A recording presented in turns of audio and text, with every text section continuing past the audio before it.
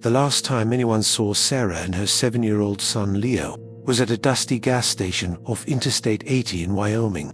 The grainy CCTV footage, now a haunting relic of a bygone era, shows Sarah smiling, her hand gently resting on Leo's head as he excitedly pointed towards a rack of colorful candy. It was the summer of 2011, a time of hope and new beginnings for the single mother who was relocating from Illinois to California for a promising new job.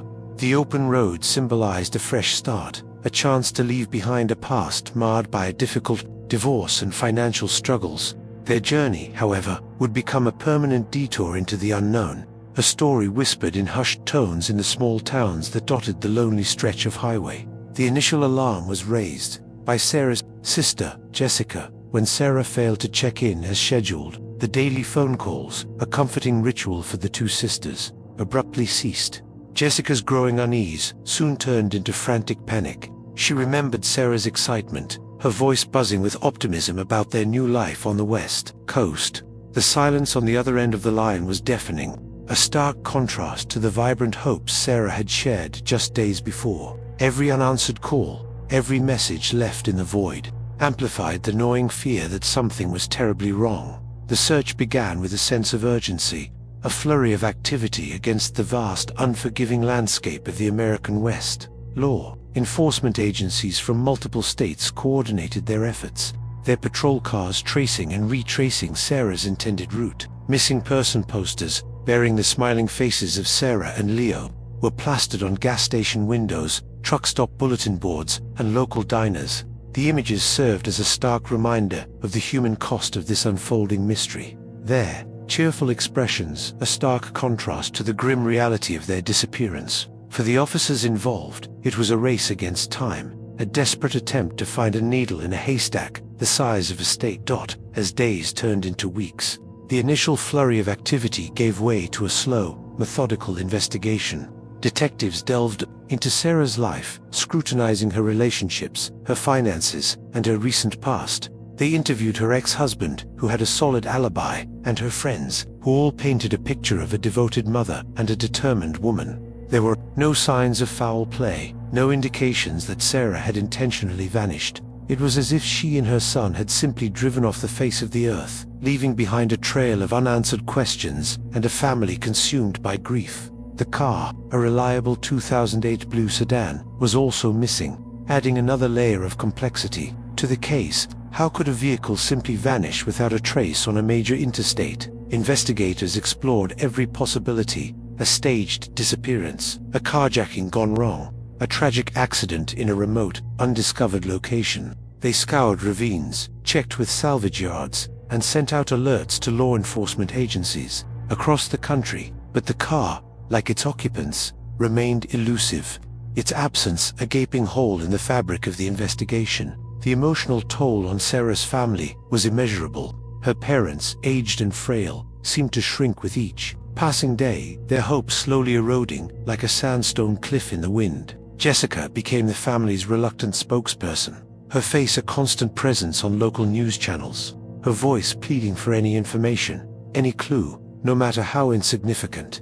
The public's initial outpouring of support, while appreciated, did little to quell the family's private agony, the torment of not knowing what had become of their beloved Sarah and Leo. The case eventually grew cold, the leads drying up like the arid Wyoming soil. The file, thick with reports, interviews, and dead-end tips, was relegated to a dusty shelf in the cold case unit.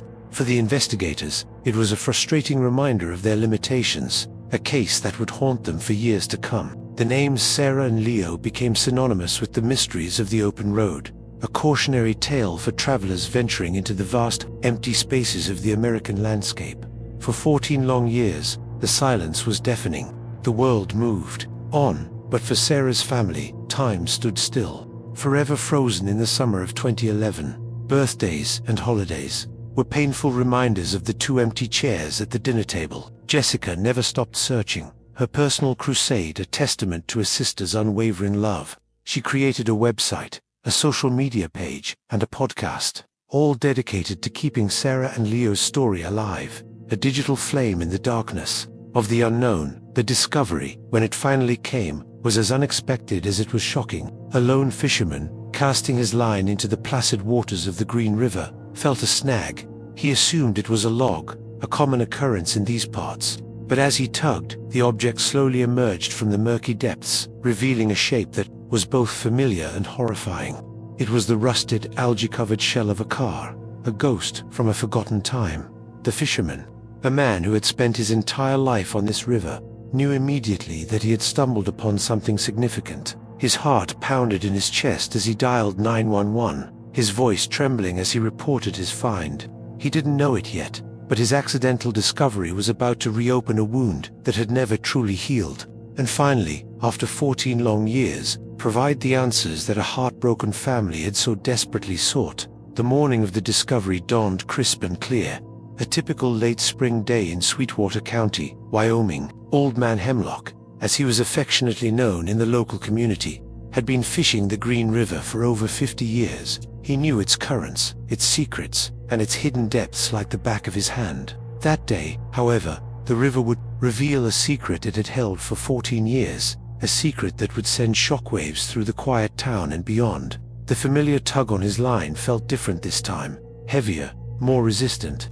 It wasn't the familiar fight of a trophy, trout, or the dead weight of a sunken log. It was something else, something that made the hairs on the back of his neck stand on end as he reeled in his line. The object slowly began to surface, breaking the water's glassy surface with a gurgle and a sigh. The fisherman's initial curiosity quickly turned to a chilling realization. It was the roof of a car, its blue paint now a mottled patchwork of rust and decay. The vehicle was upside down, its undercarriage caked in mud and river vegetation. The sight was both surreal and deeply unsettling, a stark intrusion of the modern world into the timeless beauty of the natural landscape. He immediately knew this was no ordinary abandoned vehicle.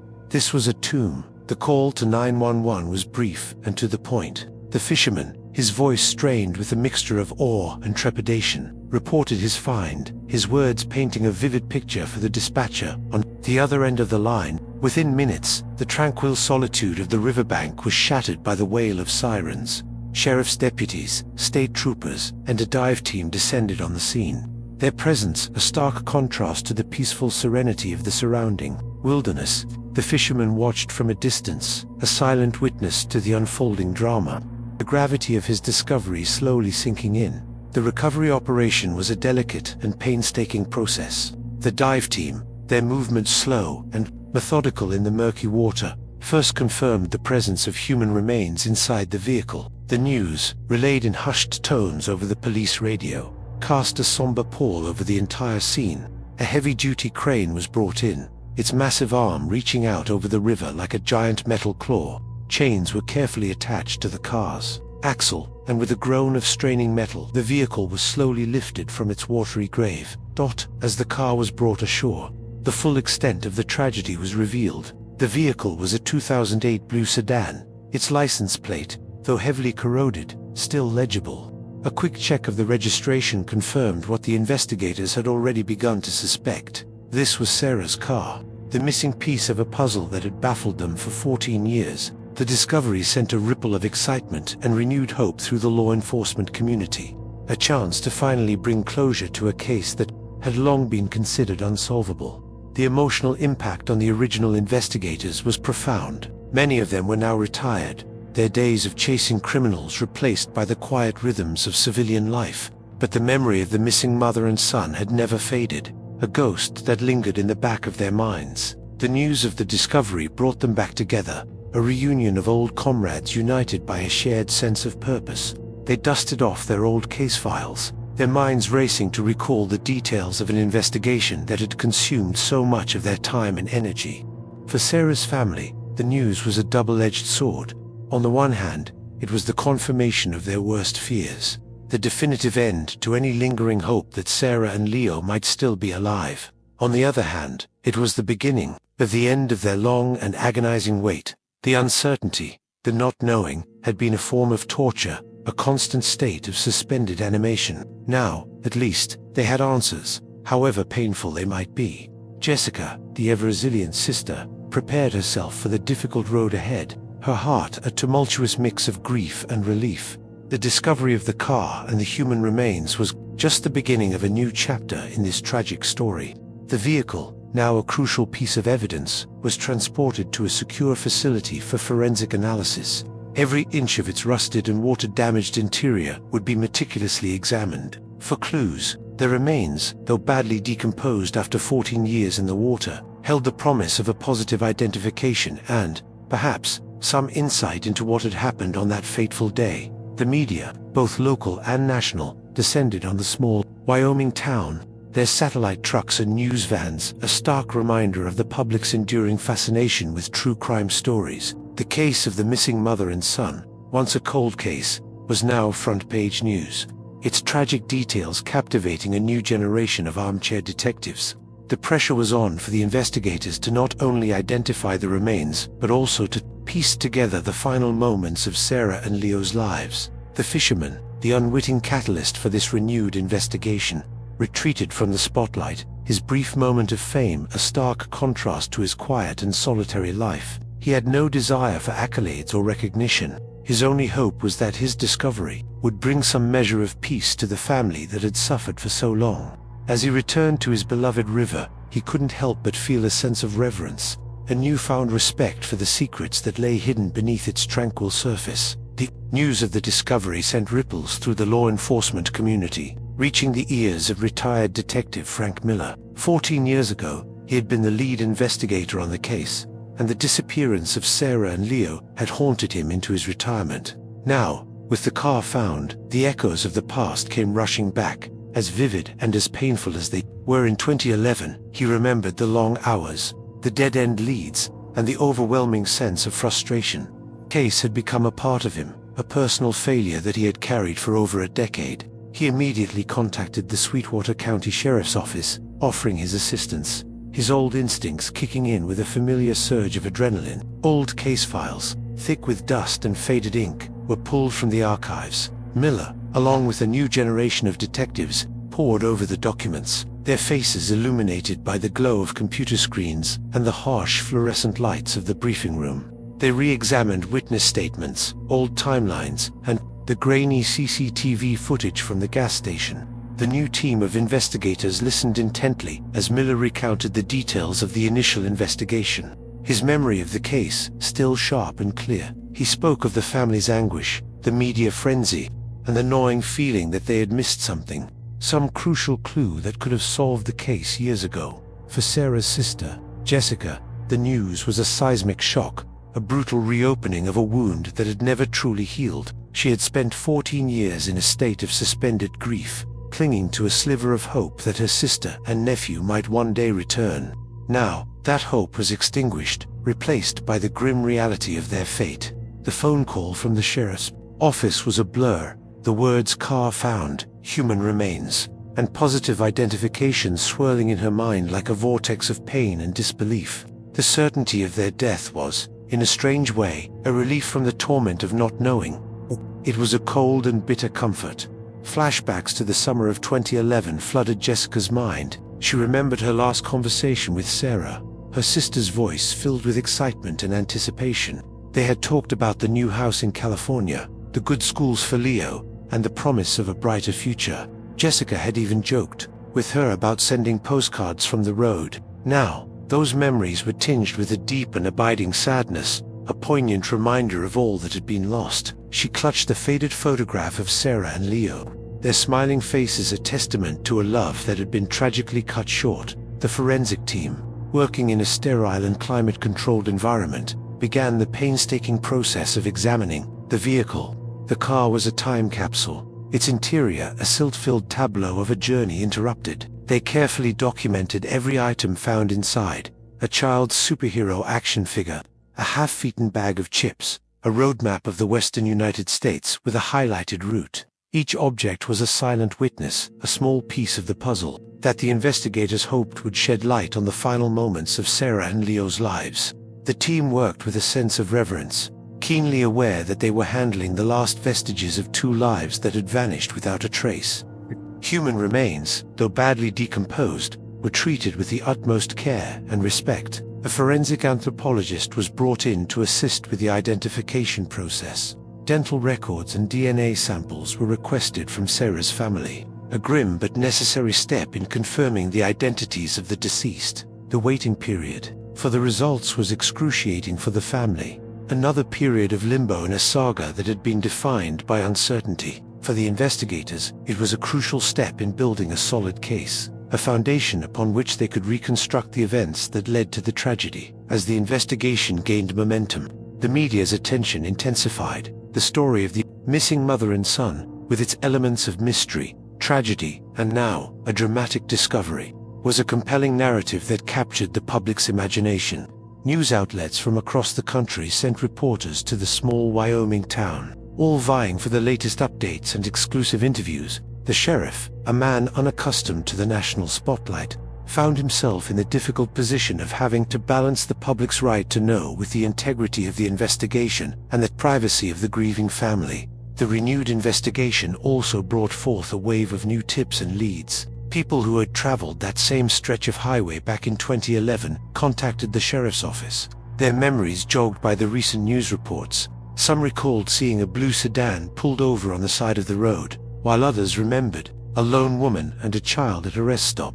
The investigators meticulously followed up on each new lead, hoping that one of them would provide the breakthrough they so desperately needed. It was a painstaking process, but one that held the promise of finally understanding what had happened to Sarah and Leo. For Frank Miller, the retired detective, the case had become a personal crusade. He worked tirelessly alongside the new team, his years of experience and his intimate knowledge of the original investigation proving to be invaluable assets. He felt a deep sense of responsibility to Sarah's family, a promise he had made to himself years ago to one day find the answers they deserved. He knew that the road ahead would be difficult, but he was determined to see the case through to its conclusion, to finally bring Sarah and Leo home. The confirmation of the identities of the remains was the turning point in the investigation. The dental records and DNA analysis confirmed what everyone had suspected. The remains belonged to Sarah and Leo. The news, though expected, was a devastating blow to the family. Their long and agonizing wait was over,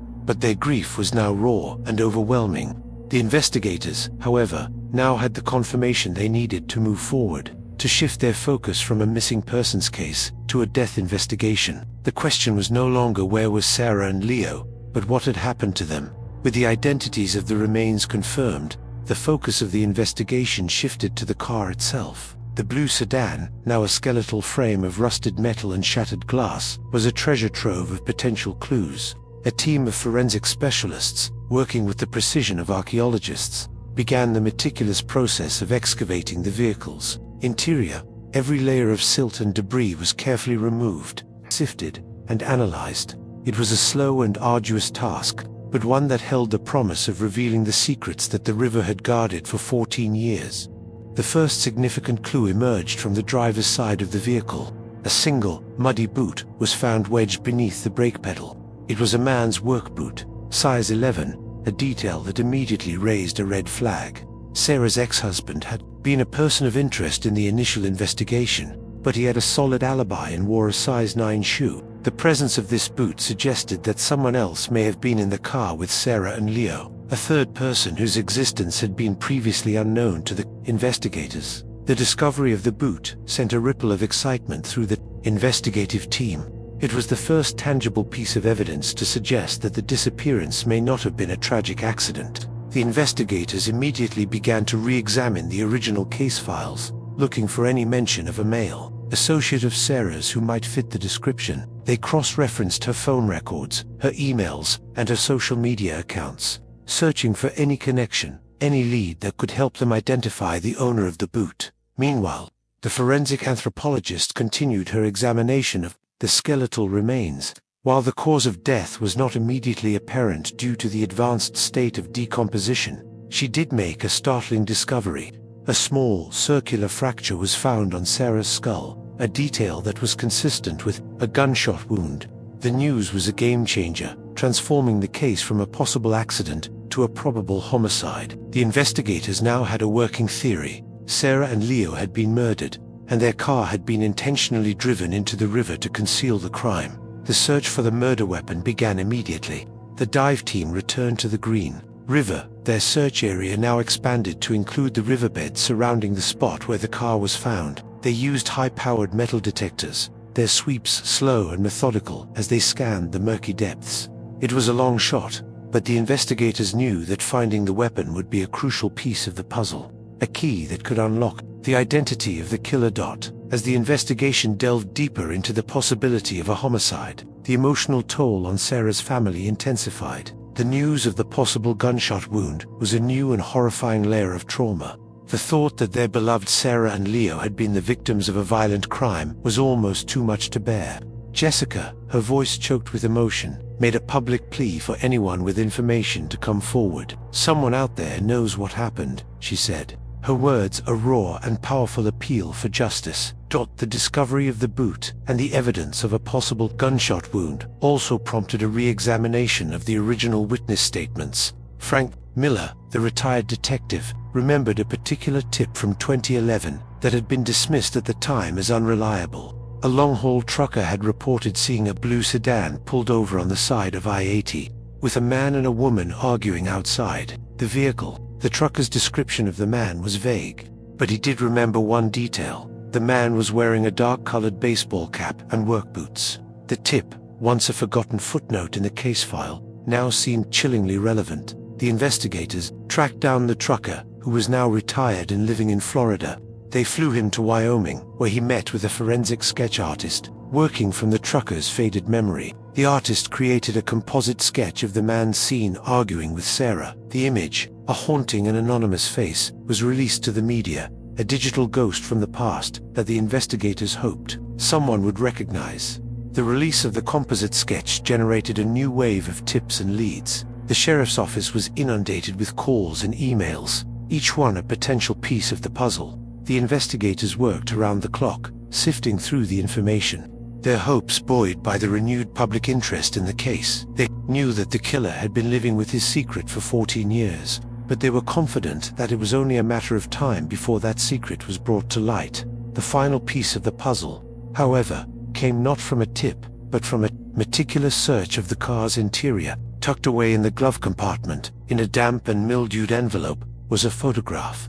It was a picture of Sarah, smiling and happy, with her arm around a man. The man was wearing a dark-colored baseball cap and a pair of familiar-looking work boots. On the back of the photograph, in Sarah's handwriting, were the words, "Me and my new friend, Robert." Summer 2011. The investigators finally had a name, a face, and a prime suspect. The discovery of the photograph in the glove compartment was the breakthrough the investigators had been waiting for.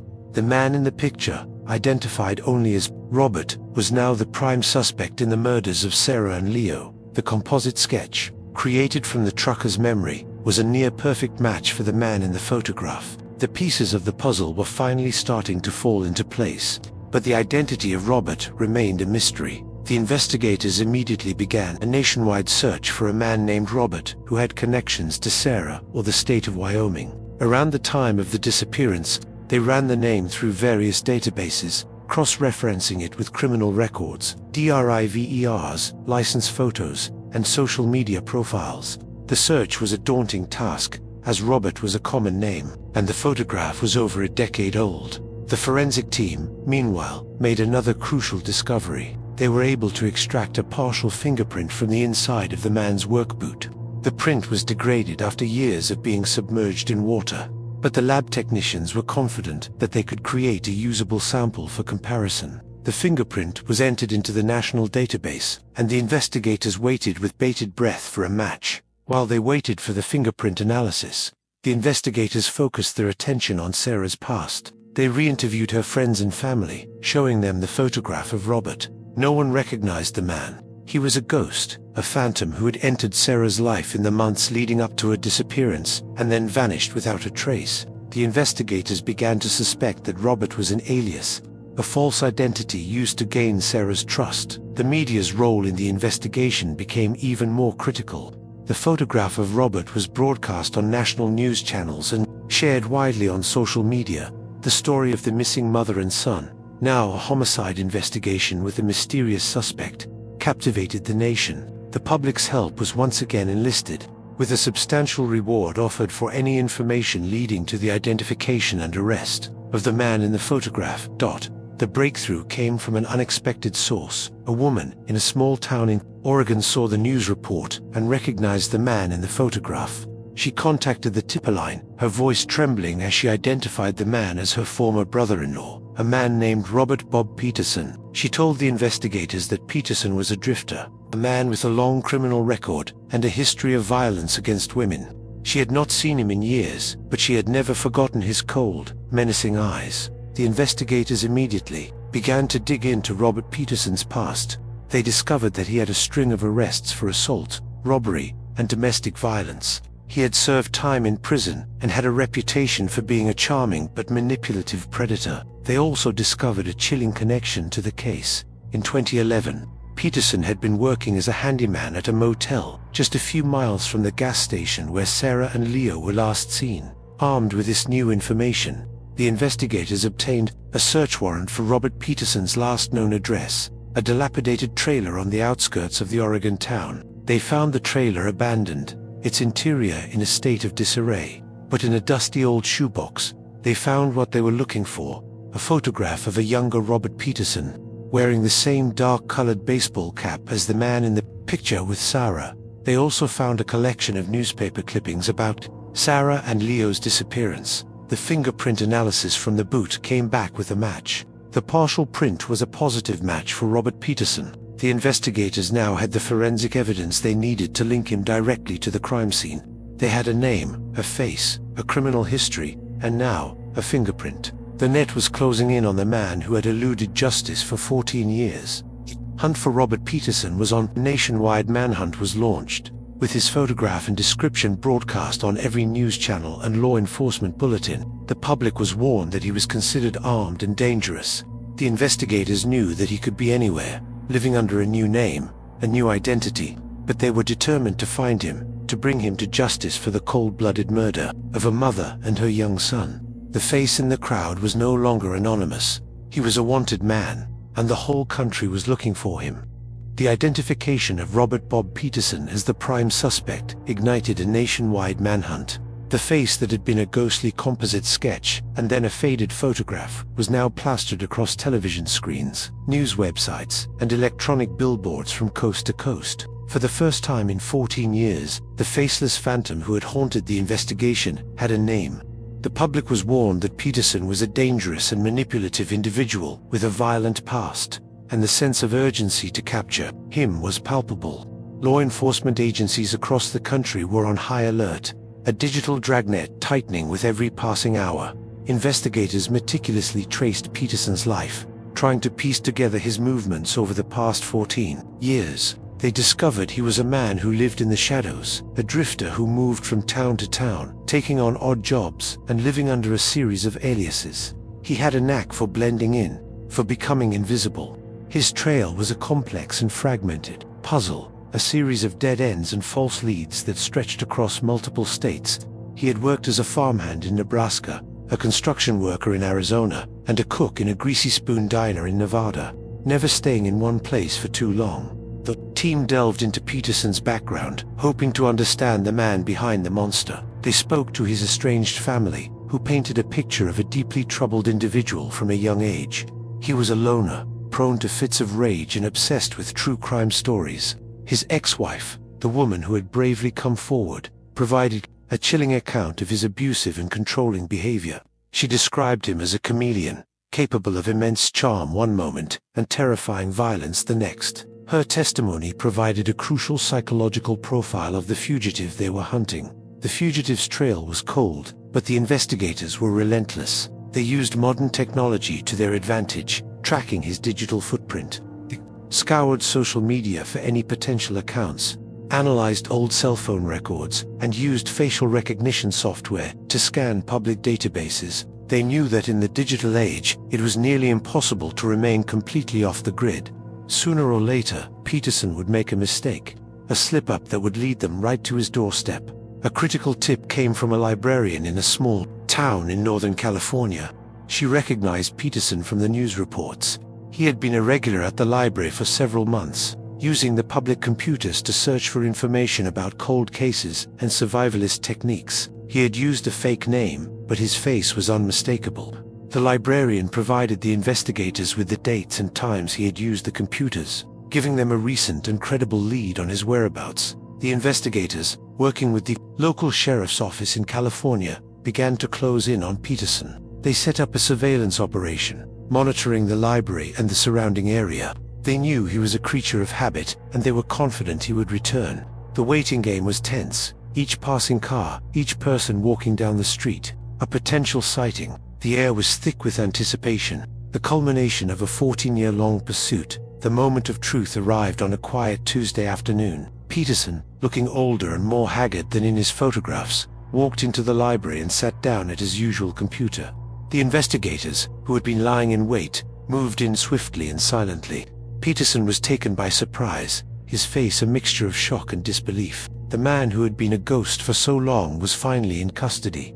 The manhunt was over. The arrest was made without incident. Peterson, who had once been a formidable and intimidating figure, seemed to have shrunk in on himself. He was a shadow of his former self, a man broken by a life on the run. As he was led away in handcuffs, a sense of relief washed over the investigators. They had their man. The long and arduous journey for justice was one step closer to its conclusion. The news of Peterson's arrest was met with a mixture of celebration and somber reflection. For Sarah's family, it was a moment of profound significance. The man who had taken so much from them was finally facing the consequences of his actions. Jessica, her voice filled with a mixture of relief and sorrow, spoke to the media, thanking the investigators for their tireless efforts and the public for their support. She knew that the road ahead would be difficult, with a trial and the painful details of her sister's and nephew's final moments. But for the first time in 14 years, there was a sense of closure on the horizon.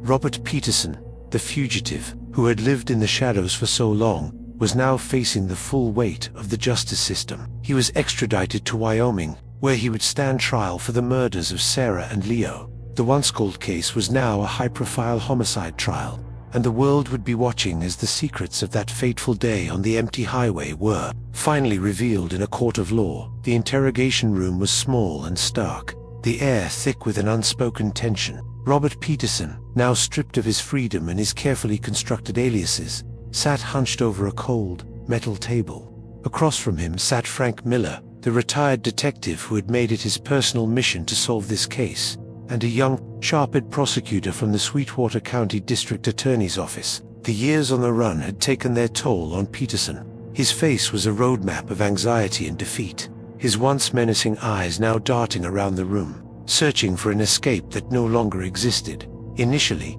Peterson was defiant, his voice a low growl of denials and feigned ignorance. He claimed it was a case of mistaken identity, that he had never been to Wyoming, that he had never even met a woman named Sarah. He was a practiced liar, his words smooth and convincing, but his story was full of holes, inconsistencies that the seasoned investigators quickly picked apart. They presented him with the evidence, one piece at a time: the photograph from the glove compartment, the trucker's eyewitness account, the fingerprint from the boot, the newspaper clippings found in his trailer. With each new piece of evidence, Peterson's wall of denial began to crumble. The turning point in the interrogation came when Frank Miller, his voice calm and steady, placed a small, framed photograph on the table. It was a picture of 7-year-old Leo, his face beaming with a gap-toothed smile.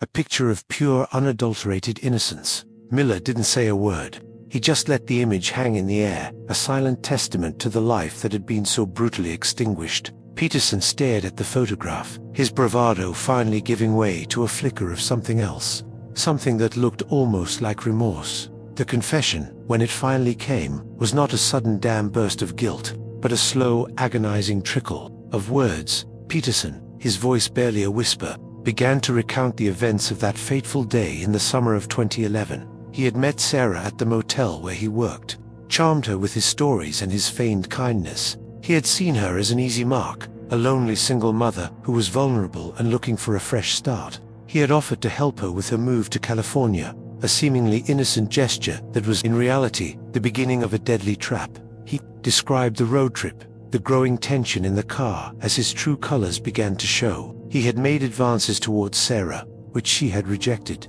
His anger, always simmering just beneath the surface, had boiled over. They had argued on the side of the highway, the same argument the trucker had witnessed. He admitted to striking Sarah, to the altercation escalating into a full-blown assault. The details were horrifying. Chilling account of a predator's rage and a victim's desperate fight for her life. The most difficult part of the confession, the part that seemed to cause even the hardened investigators to flinch, was his account of what happened to Leo. The boy had been a witness, a small, terrified spectator to his mother's murder. Peterson, in a cold and calculated act of self-preservation, had made the decision to eliminate the only witness. He described driving the car to the remote spot by the Green River, the final, terrifying moments of the young boy's life. It was a confession of unimaginable cruelty, a story of a monster who had silenced a child to cover his own tracks. The motive, as it turned out, was as senseless as the crime itself. It was a combination of greed and rage. Peterson had believed that Sarah, who was moving for a new job, was carrying a large amount of cash with her. When he discovered that she had very little money, his frustration had turned to violence. The murder of Leo was a cold, pragmatic decision, a way to ensure his own escape. There was no grand conspiracy, no deep-seated grudge. It was simply the work of a violent and opportunistic predator who had crossed paths with a woman and her child at the wrong time. The confession was recorded, every word a chilling testament to the depravity of the crime. The investigators listened in stunned silence, their hearts heavy with the weight of the tragedy.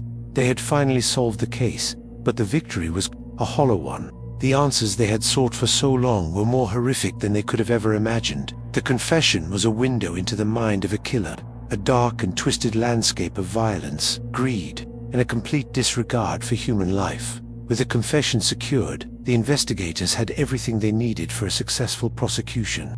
The case against Robert Peterson was now ironclad. The confession, combined with the forensic evidence and the eyewitness testimony, painted a clear and damning picture of his guilt.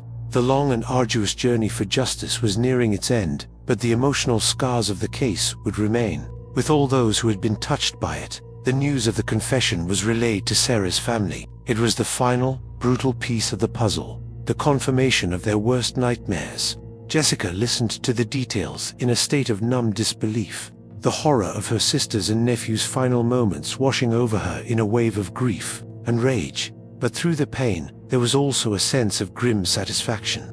The man who had taken so much from them would now be held accountable. The truth, however ugly, was finally out. The trial of Robert Peterson was a media spectacle, a modern-day courtroom drama that captured the attention of the nation. The small Wyoming town, once a quiet and peaceful community, was now overrun with reporters, camera crews, and curious onlookers. The courthouse, a historic stone building that had stood for over a century, became the epicenter of a story that had captivated the public for months. The weight of justice, long delayed, was now finally being brought to bear on the man who had committed such a heinous crime. The prosecution, led by the sharp-eyed young DA, laid out its case with meticulous precision. They presented the jury with a mountain of evidence: the photograph from the glove compartment, the trucker's eyewitness testimony, the fingerprint from the boot, the forensic analysis of the car and the remains, and of course, the chilling, videotaped confession. They painted a picture of Robert Peterson as a cold and calculating predator, a man who had manipulated and murdered a mother and her child for a pittance of money. By Frank Miller, the retired detective, was a key witness for the prosecution. He took the stand and, with a calm and steady voice, recounted the long and arduous journey of the investigation. He spoke of the initial search, the years of frustration and dead ends, and the final, dramatic breakthrough. His testimony was a powerful and moving account of a lawman's unwavering commitment to justice, a promise he had made to a grieving family 14 years earlier. He looked directly at the jury as he spoke, his words carrying the weight of a decade and a half of unresolved grief.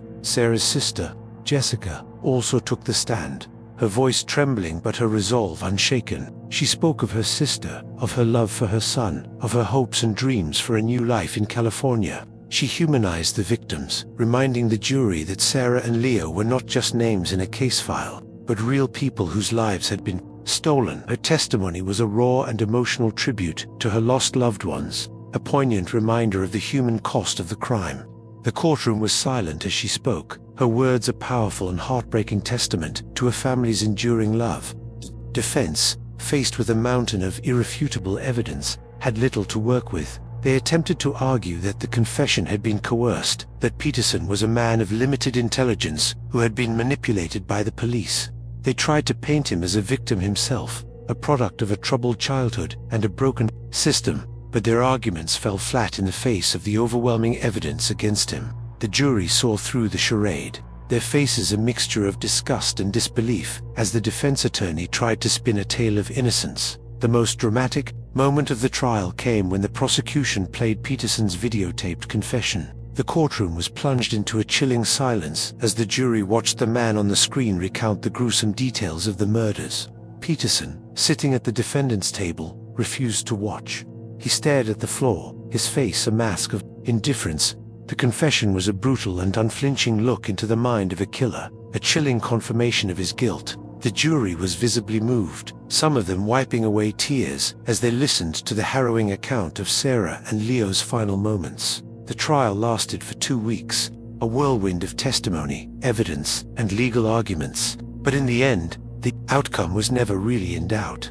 The jury, after deliberating for just a few hours, returned with a verdict. The foreman, a stoic rancher with a weathered face, stood and, in a clear and unwavering voice, declared Robert Peterson guilty on all counts, 2 counts of first-degree murder. The verdict was met with a collective gasp of relief from the gallery, a sense of closure for a community that had been living with this tragedy for far too long. The sentencing phase of the trial was brief and somber. The judge, his face grim, sentenced Robert Peterson to 2 consecutive life sentences without the possibility of parole. He would spend the rest of his natural life behind bars, a just and fitting punishment for the man who had taken to innocent lives. As the sentence was read, a sense of finality settled over the courtroom. The weight of justice had finally come down, and the monster who had haunted a family and a community for so long was finally where he belonged. For Sarah's family, the verdict and the sentence were a form of vindication.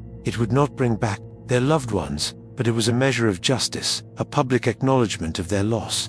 Jessica, speaking to the media on the steps of the courthouse, said that she could finally begin to heal. The long and agonizing journey was over. She could now remember her sister and nephew not for the way they died, but for the way they lived. The trial of Robert Peterson was a stark and powerful reminder of the enduring power of hope and the relentless pursuit of justice. It was a testament to the dedication of a team of investigators who had never given up, and to the courage of a family who had never lost faith. The case of the missing mother and son, which had begun with a mystery on an empty highway, had finally come to a close.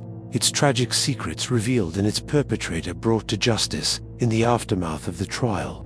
A quiet solemnity descended upon the small Wyoming town. The media circus packed up and moved on to the next sensational story, leaving the community to process the dark chapter that had unfolded in their midst. The Green River, the silent witness to the tragedy for 14 long years, flowed on, its currents carrying a requiem for the lives that had been lost. For the people of Sweetwater County, the river would forever be a place of both natural beauty and somber remembrance, a reminder of the secrets it had held and the justice it had ultimately helped to deliver. A memorial service was held for Sarah and Leo on the banks of the river, near the spot where their car had been found. It was a simple and moving ceremony, attended by family, friends, and the investigators who had worked so tirelessly to bring them home. Jessica, her voice clear and strong, delivered a heartfelt eulogy, not of sorrow, but of celebration for the lives her sister and nephew had lived. She released 2 white doves into the crisp Wyoming air, their wings beating a silent farewell as they soared towards the vast, open sky. It was a moment of profound peace, a final, symbolic act of letting go. Frank Miller, the retired detective, stood at the back of the crowd, a silent observer.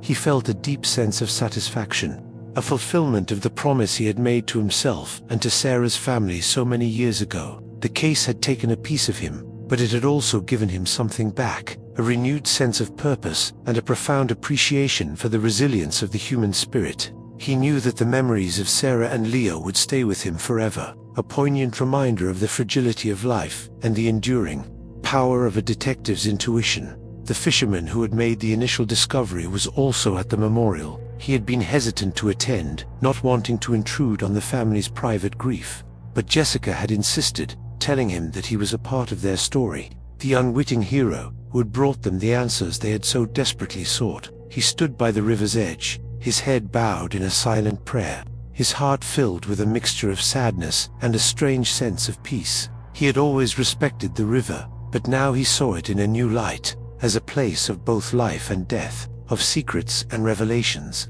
The case of Sarah and Leo had a lasting impact on the law enforcement community in Wyoming.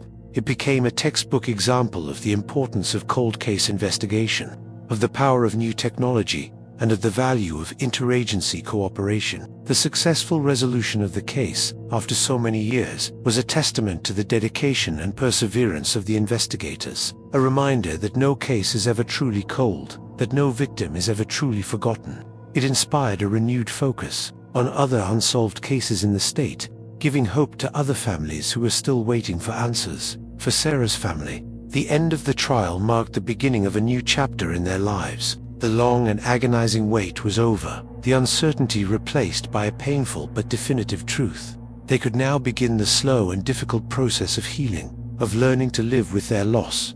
They established a foundation in Sarah and Leo's name, dedicated to helping other families of missing persons. They turned their personal tragedy into a source of hope and support for others, a legacy of love and compassion that would endure long after the headlines had faded. The blue sedan, the rusted and battered tomb that had held its secrets for so long, was eventually destroyed. It had served its purpose as a crucial piece of evidence, and now it was time for it to be laid to rest. Its destruction was a symbolic act, a final closing of the book on a dark and tragic story. The car, like the memories of the crime, would no longer cast a shadow over the lives of those who had been touched by the case. The story of Sarah and Leo became a cautionary tale, a reminder of the dangers that can lurk on the open road, but it also became a story of hope, a testament to the power of a sister's love, a community's support, and the relentless pursuit of justice. It was a story that would be told and retold for years to come, a modern-day folktale of a mystery that had been solved, a ghost that had been laid to rest, and a river that had finally given up its dead dot in the years that followed. The Green River continued to flow, its waters a constant and unchanging presence in the Wyoming landscape. Fisherman continued to cast his line into its depths, his heart filled with a newfound reverence for the secrets it held, and somewhere, in the quiet corners of their hearts, the people who had been touched by the story of Sarah and Leo would remember the mother and son who had vanished on a lonely highway, and the river that had finally brought them home. The requiem was over. The river had sung its song of sorrow and redemption, and in the end, there was a sense of peace, a quiet acceptance of the tragedy, and a profound gratitude for the justice that had finally been served. The weight of the past had been lifted, and the future, though tinged with sadness, was no longer defined by the shadows of the unknown. Years after the trial, the raw, open wound of grief in Jessica's heart had begun to scar over, leaving behind a tender ache that would likely never fully disappear. The verdict had brought justice, but it could not bring back her sister and nephew.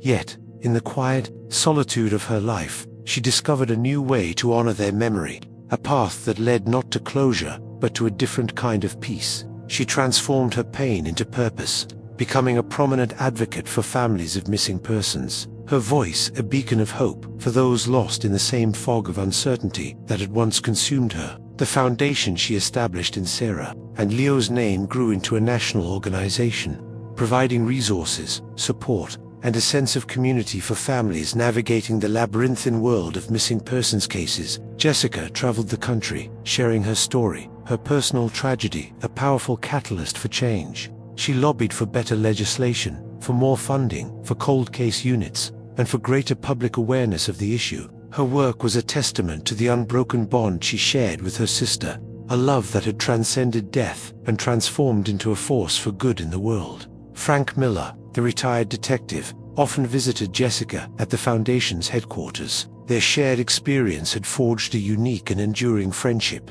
a bond built on a foundation of mutual respect and a shared commitment to justice. They would often sit together, sipping coffee and reminiscing about the case, not about the gruesome details of the crime, but about the small victories, the moments of hope.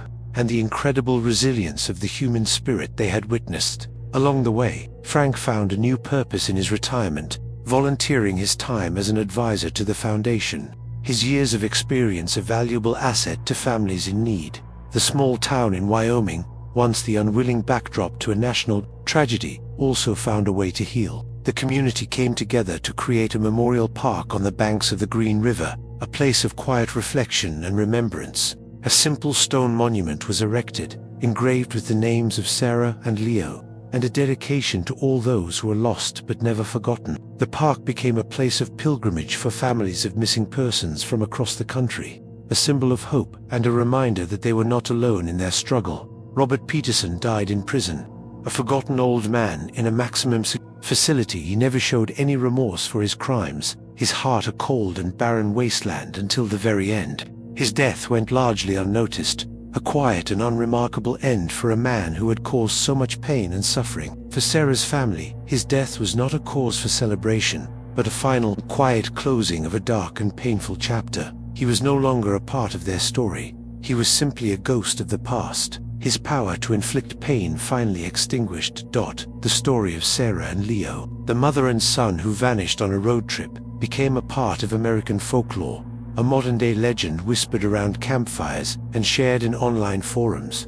It was a story of mystery, tragedy, and ultimately, of redemption. It served as a stark reminder of the darkness that can exist in the world, but also of the incredible light that can emerge from even the deepest of shadows. The fisherman's discovery, the relentless pursuit of justice, and the unwavering love of a sister had transformed a story of loss into a powerful testament to the enduring strength of the human spirit. Jessica never remarried, her heart forever belonging to the memory of her sister and nephew. But she was not alone. She was surrounded by a community of love and support, a family she had built through her work at the foundation. She found a different kind of happiness, a fulfillment that came from helping others, from turning her personal tragedy into a source of hope and healing for countless families. She had found a way to keep Sarah and Leo's light shining in the world, a light that would never be extinguished. The Green River continued to flow, its waters carrying the stories of the past and the promise of the future. The memory of Sarah and Leo was now a part of the river's song, a soft and gentle melody of love, loss, and remembrance. The requiem had ended, but the echo of their story, the story of an unbroken bond, would resonate for generations to come. A timeless reminder that even in the face of the darkest of tragedies, love, in its purest and most enduring form, can never truly be lost. Years later, on a warm summer evening, Jessica stood on the banks of the Green River, at the spot where the memorial park now stood. The sun was setting, casting a golden glow over the water. She closed her eyes, and, for a moment, she could almost hear their laughter, the joyful sound of a mother and her son on a great adventure. A single tear traced a path down her cheek, but it was not a tear of sadness. It was a tear of gratitude, for the love she had known, the justice that had been served, and the unbroken bond that would connect her to her sister and nephew for all eternity. And as the last rays of sunlight faded from the sky, a sense of peace settled over her, a quiet and profound understanding that love, like the river, flows on forever. The story had come full circle. The mystery was solved, the monster was gone, and what remained was the pure, unadulterated love between a mother, a son, and the sister who would never let them be forgotten. The unbroken bond was a testament to the fact that some connections are so strong, not even death can sever them.